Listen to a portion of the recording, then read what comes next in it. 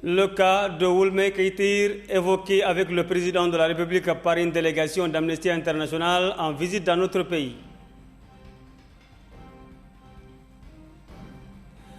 La FAO organise une session de formation à Tikjikja pour lutter contre la maladie charançon rouge. Et puis notre équipe nationale de football est en Espagne pour préparer son match contre le Cameroun le 3 juin à Nouakchott dans le cadre des qualifications de la CAN 2017 au Gabon. Bonsoir à vous tous, vous regardez Sahel TV et bienvenue dans ce journal. Le Conseil des ministres s'est réuni aujourd'hui sous la présidence de Mohamed Ould Abdelaziz, président de la République. Le Conseil a examiné et adopté plusieurs projets de décret, dont celui portant création d'un établissement public à caractère administratif dénommé École nationale des travaux publics, NTP, et fixant ses règles d'organisation et de fonctionnement. Le présent projet de décret a pour objet de transformer l'École nationale des travaux publics en un établissement d'enseignement supérieur régi par les textes législatifs et réglementaires organisant l'enseignement supérieur et la recherche scientifique et ceux relatifs à la gestion des établissements publics. Le ministre de l'Économie et des Finances et la ministre du Commerce, de l'Industrie et du Tourisme ont présenté une communication conjointe relative à l'opération du Ramadan pour l'année 2016. Cette communication présente l'état de préparation de l'opération Ramadan 2016 dont le lancement est prévu incessamment pour mettre à la disposition des populations nécessiteuses les denrées alimentaires de base durant le mois béni du Ramadan.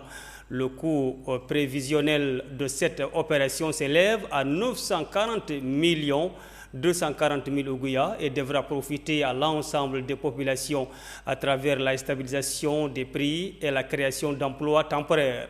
Le ministre de la Culture et de l'Artisanat a présenté une communication relative à la création d'espaces culturels à Nouakchott. Cette communication également propose la création d'espaces dédiés aux activités de création d'animation, d'échanges et de rencontres culturelles au sein desquels la richesse et la diversité des modes d'expression de notre culture nationale seront mises à contribution pour renforcer l'unité nationale et cohésion sociale et favoriser le changement des mentalités et des comportements négatifs. Mohamed Cheikh Ould Mekhitir, l'auteur de l'article jugé blasphématoire du prophète Mohammed, paix et salut sur lui, condamné à mort, sera-t-il libéré? En tout cas, son cas a été évoqué par une délégation d'Amnesty International lors de son audience hier à Nouakchott avec le chef de l'État Mohamed Ould Abdelaziz, condamné à mort en première instance puis en appel avant que son cas ne soit transmis à la Cour suprême qui doit statuer en dernier recours. Ould Mekhitir pourrait bénéficier d'une issue heureuse bientôt, selon le secrétaire général de l'Amnesty International. Rapporteur spécial des Nations Unies sur l'extrême pauvreté et les droits humains lors de sa visite en Mauritanie de Philippe Aston, rapporteur spécial des Nations Unies sur l'extrême pauvreté et les droits humains, lors de sa visite dans notre pays du 2 au 11 mars 2016, ont provoqué un tollé de réactions négatives. Le manifeste justement de Haratin a fait ce jeudi cette déclaration que nous venons tout de suite d'écouter. Les déclarations de M. Philippe Aston, rapporteur spécial des Nations Unies sur l'extrême pauvreté et les droits humains lors de sa visite en Mauritanie du 2 au 3 mars 2016 ont provoqué un tollé de réactions négatives, d'autant plus disproportionnées et mal à propos qu'elles émanent d'officines et d'organisations non concernées et ne voulons être plus restes que le pouvoir dans la mauvaise gouvernance et mise en cause. Cette politique du déni des réalités suscitées, comme chacun sait, par le gouvernement et qui intervient à la suite des déclarations de Nema, nous conduit tout droit à des crises multiformes aux conséquences préjudiciables pour notre cohésion nationale. Nos décideurs devraient, dans l'intérêt de notre nation, trouver des solutions aux problèmes posés, plutôt que de s'en prendre à ceux qui en font cas. Les exclus et les laissés pour compte de ce pays retiendront de cette levée de bouclier inutile et hypocrite que le gouvernement et ses supporters ne sont pas prêts de façon responsable à prendre en considération la pauvreté et la misère qui portent atteinte à l'intégrité et à la dignité de l'immense majorité des Mauritaniens. Le déni d'honorabilité les plus tristes ne font pas avancer sur la nécessité de construire un État juste et équitable pour l'ensemble des citoyens. Plutôt que d'accuser les autres de porter atteinte à la cohésion et à l'unité nationale, ces organismes, par leur agissement, portent atteinte aux intérêts supérieurs de la nation mauritanienne dont ils auront à répondre. Le rapporteur spécial des Nations Unies n'a fait état que d'une infime partie des dysfonctionnements que ces organismes ne sauraient ignorer et que le manifeste des Haratines a déjà traité en grande partie dans sa publication du 29 avril 2013. Jamais aucune voix autorisée ou non n'a pu remettre en cause ce constat beaucoup plus détaillé, plus incisif et bien documenté que le rapport de M. Philip Aston. Pourquoi n'a-t-on pas réagi à ce document et discuté entre Mauritaniens des solutions possibles que nous pouvons apporter aux problèmes qui sont les nôtres? Il est temps que la politique de l'Autriche prenne fin et que nous prenions à bras le corps avec sérieux nos problèmes pour les résoudre dans l'intérêt de notre pays. Toute autre approche n'aura pour conséquence que d'envenimer la situation, de déchirer encore plus le tissu national et partant de porter atteinte à l'unité nationale que tout un chacun prétend défendre. Le manifeste pour les droits politiques, économiques et sociaux des Haratines, au son d'une Mauritanie unie, égalitaire et réconciliée avec elle-même, déplore que 1. Des Mauritaniens qui savent mieux que quiconque le degré d'exclusion et de marginalisation qui se passe chez eux se livrent malgré tout à falsifier la réalité pour des objectifs non avoués. 2. Le gouvernement n'intègre pas les remarques objectives du rapporteur spécial et ne se montre pas disposé à corriger le tir. 3. Le gouvernement continue à nier l'existence des problèmes réels dans le pays, surtout ceux de l'esclavage et de ses séquelles. 4. Les Mauritaniens n'ont pas encore pris conscience qu'il y a des dangers réels qui guettent notre pays, dont le moindre serait d'être mis au banc des nations et sanctionné pour ségrégation, exclusion et discrimination contre une partie de son peuple. Fait à Nouakchott le 26/5/2016, le comité permanent du manifeste pour les droits politiques, économiques et sociaux des Haratines au sein d'une Mauritanie unie, égalitaire et réconciliée avec elle-même. Je vous remercie. Le président de la République, Mohamed Ould Abdelaziz, a dit hier dans une déclaration à la presse à Nouadhibou que le dialogue politique se déroulera comme prévu et que les contacts intensifs sont en cours avec les différentes parties prenantes pour qu'il en soit ainsi, relevant qu'il y a une forte volonté politique de respecter les délais à cet égard. Le chef de l'État a, sur une autre question, précisé que l'équipement des forces armées et de sécurité est une action qui se poursuit, à commencer par rendre opérationnelle l'armée de terre, par équiper l'armée de l'air et acquérir du matériel et des équipements modernes pour la Marine nationale, dans lequel s'inscrivent les 2 patrouilleurs et nombre d'embarcations et unités de sauvetage maritime. Mohamed Ould Abdelaziz a réaffirmé que dans ce cadre, un grand navire équipé sera acquis dans une année environ. Le président de la République a exprimé sa satisfaction par rapport au niveau de préparation en cours du premier sommet arabe de Nouakchott dans les délais prévus, notant que le gouvernement s'attelle à tout mettre en œuvre pour assurer le succès de ce sommet. Toujours dans le cadre de sa visite dans la capitale économique, le président de la République, Mohamed Ould Abdelaziz, a lancé hier la mise en service de 2 nouveaux patrouilleurs de la Marine nationale, Timbedra et Gorgol, dotés d'équipements des plus modernes, construits en République populaire de Chine. Cette nouvelle acquisition de notre marine a été financée par l'État mauritanien pour un montant de 42 millions de dollars, soit l'équivalent de 15 milliards d'Ougouïa. Tanja. Ces 2 patrouilleurs peuvent intervenir sur de longues distances et peuvent, selon les spécialistes, accomplir toutes les missions de souveraineté.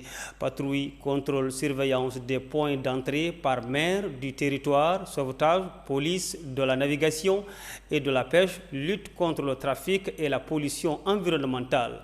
Ces patrouilleurs d'une grande vitesse sont aussi équipés de moyens de détection, de communication, de défense et d'armement très développés et peuvent naviguer dans toutes les mers.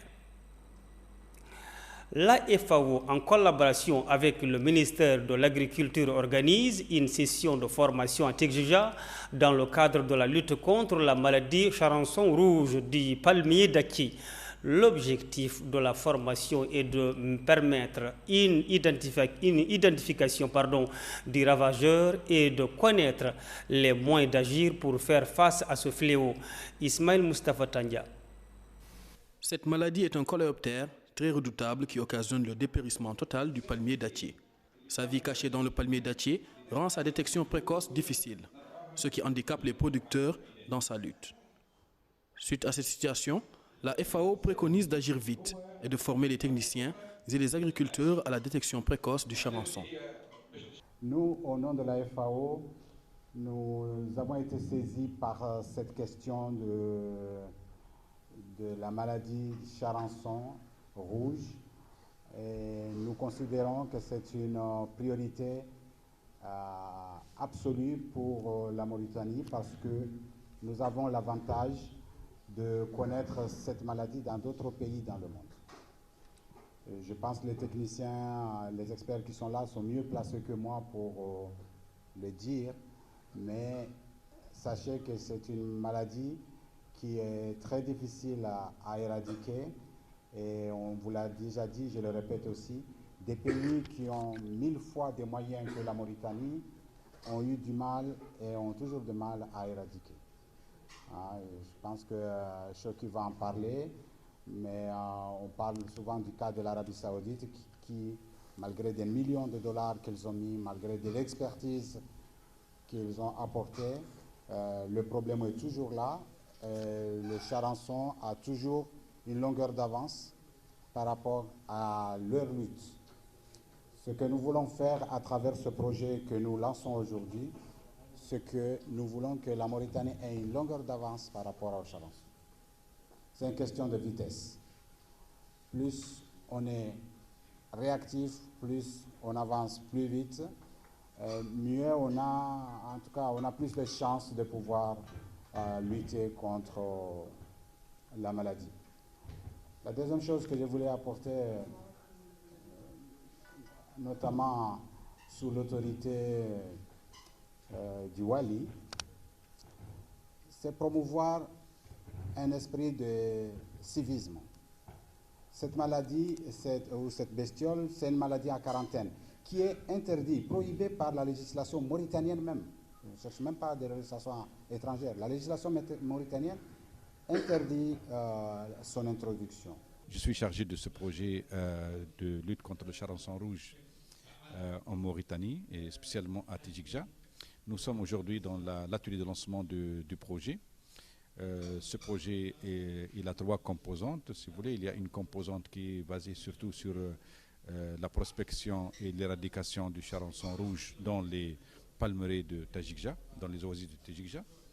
Et un autre produit, c'est vraiment le renforcement des capacités à travers la formation des techniciens, de la société civile, de la profession, des agriculteurs. Et nous avons aujourd'hui une session de formation, c'est la 2e qu'on va organiser.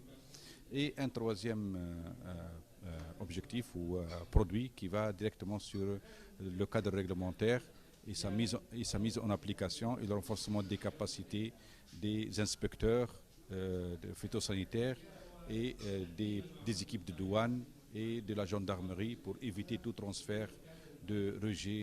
Le premier jour de la formation a permis aux formateurs de présenter aux participants les caractéristiques très particulières qui permettent une identification facile, sans risque majeur de confusion possible avec un autre insecte autochtone. Les formateurs ont détaillé un éventail de méthodes de lutte contre ce ravageur en insistant sur le fait que la lutte contre cette maladie nécessite rigueur, coordination et action collective, tout en gardant à l'esprit la nécessité de préserver les palmeraies. Ismaël Moustapha Tandja, merci beaucoup. Les travaux de l'atelier régional sur le renforcement de l'engagement politique en faveur du dividende démographique et le changement de comportement au profit de l'autonomisation des femmes et des adolescentes ont été lancés hier à Nouakchott. Ramata Liudem. 6 pays du Sahel réunis à Nouakchott pour les mêmes ambitions, autonomisation des femmes du Sahel et dividendes démographiques, dont le but est d'échanger sur le renforcement de l'engagement politique en faveur du dividende démographique et le changement de comportement pour accroître la demande pour les services de santé de la reproduction maternelle et infantile. Le Sahel doit saisir l'opportunité du dividende démographique. En effet, comme on l'a vu ce matin à travers la vidéo et les discussions, des investissements concomitants dans le domaine économique et social, notamment des améliorations significatives en matière de santé maternelle, infantile, de nutrition, d'éducation, d'emploi et de gouvernance, pourraient renforcer le développement du capital humain qui constitue la base du développement durable. Cet important projet intervient pour nos pays à un moment où le monde fait face à des défis énormes liés au changement climatique, à la pauvreté, à la faim, la malnutrition, le trafic d'êtres humains, les conflits, la crise des réfugiés, la migration, qui ont tous un impact négatif sur nos populations, en particulier les femmes, les enfants et les groupes vulnérables, a souligné le ministre de l'Économie et des Finances, M. Mkhtar El Diaye. Pour sa part, le représentant résident de la Banque mondiale, M. Gaston Sorgo, a rappelé que le phénomène de dividende démographique est une opportunité majeure pour les pays du Sahel. Qu'il faut qu'un pays croise à la fois une politique économique appropriée avec la transition démographique pour tirer les bénéfices du dividende démographique. En d'autres termes, cela signifie qu'il faut certainement créer massivement des emplois pour les jeunes, mais aussi et surtout accélérer cette transition démographique. Et là-dessus, tout le monde est plus ou moins d'accord qu'en gros, on a 3 principales stratégies pour pouvoir contribuer à cette nécessaire accélération de la transition démographique. En premier lieu, il est essentiel pour chaque pays de connaître sa situation exacte par rapport à cette transition démographique. Cela permet d'estimer la durée de la fenêtre de dividende démographique qu'on évalue peut-être 30-40 ans, fenêtre qui donne la cible à atteindre par les politiques nationales. En second lieu, il faut une volonté politique forte et de très longue durée. Et la volonté politique n'est pas toujours donnée, n'est pas toujours spontanée. Des fois, elle est intéressée et il faut savoir la susciter pour ne pas dire la créer. Pour cela, il est important de mener des analyses profondes que certains désignent peut-être par économie politique, en vue d'identifier et de mettre en place des mécanismes permettant de faire coïncider les préoccupations des décideurs politiques avec la politique pour engrainer les dividendes démographiques. Enfin, les populations et les leaders d'opinion, notamment religieuses et communautaires, méritent une attention soutenue. Ils doivent être sensibilisés aux différents défis liés à l'atteinte du dividende démographique. La mise en œuvre de ce projet va contribuer à la réalisation de l'agenda 2030 pour le développement durable et surtout à l'agenda 2063 de l'Union africaine. Ramata Liudem, les travaux de la commission mixte mauritano-chinoise sur le secteur de la pêche ont débuté ce jeudi à Nouakchott. L'objectif est de renforcer la coopération entre les deux pays dans ce domaine. Fatimata Diachi. Dans le cadre de l'organisation de la commission mixte mauritano-chinoise dans le secteur de la pêche par la Mauritanie et la Chine, à Nouakchott depuis hier sous la coprésidence du ministre mauritanien des pêches et de l'économie maritime et le vice-ministre chinois de l'agriculture. C'est tenu aujourd'hui Au ministère de la Pêche et de l'économie maritime, une réunion entre les deux partenaires dont l'objectif est de signer l'accord du procès verbal de la dite commission entre les deux pays dans le domaine de la pêche.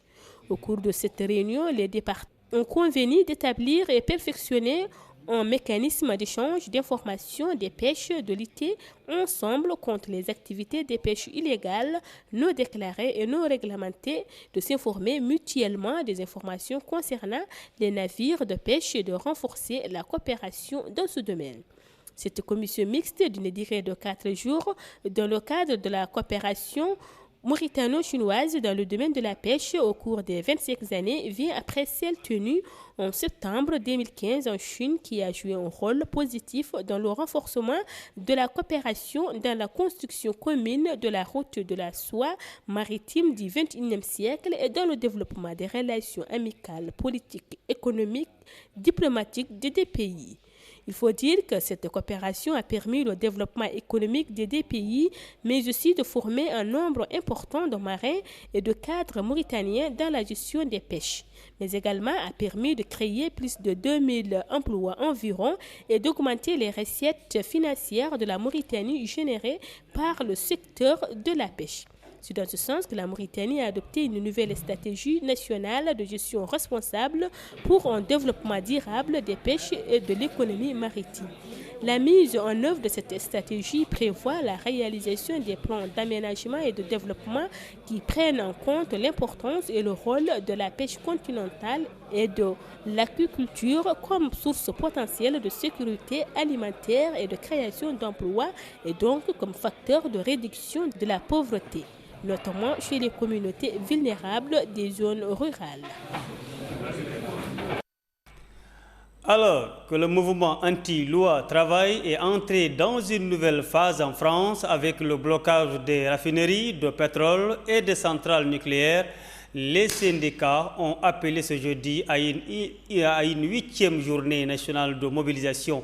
Côté aérien, la Direction générale de l'aviation civile a recommandé aux compagnies de réduire leur vol de 15% à Orly en raison d'un préavis de grève de la CGT. Premier syndicat, tout corps confondu dans l'aviation civile. De son côté, la CFDT, principal soutien syndical au projet de loi, a estimé qu'un retrait serait inacceptable. Hors de question que le gouvernement renonce à ses engagements, a déclaré son secrétaire général Laurent Berger. À Kinshasa, en République démocratique du Congo, ce jeudi 26 mai était placé sous le signe de la mobilisation pour l'opposition. Des manifestations contre Kabila ont eu lieu dans la capitale congolaise. Les manifestants ont été dispersés par la police. Les opposants dénoncent l'arrêt de la Cour constitutionnelle qui permet à Joseph Kabila de présider le pays au-delà du terme de son mandat en décembre prochain. Du football, vendredi 3 juin 2016 restera-t-il une date inoubliable pour les Mauritaniens? En effet, les Mourabitoun affronteront ce jour à Nouakchott les Lions indomptables du Cameroun pour disputer la première place de la poule M dans le cadre des qualifications de la CAN 2017. En tout cas, aujourd'hui, tout est possible dans le football. Les Mourabitoun se trouvent actuellement à Barcelone, en Espagne, pour préparer cette rencontre face aux Lions du Cameroun. Voilà, c'est la fin de ce journal. Tout de suite, le rappel des titres. Le cas de Wul Mekaitir évoqué avec le président de la République par une délégation d'Amnesty International en visite dans notre pays. La FAO organise une session de formation à Tigija pour lutter contre la maladie Charançon rouge. Et puis notre équipe nationale de football, les Mourabitoun, est en Espagne pour préparer son match contre le Cameroun le 3 juin à Nouakchott dans le cadre des qualifications de la CAN 2017 au Gabon. Merci de nous rester fidèles, gardez les yeux bien ouverts sur Sahel TV. Bonsoir à toutes et à tous.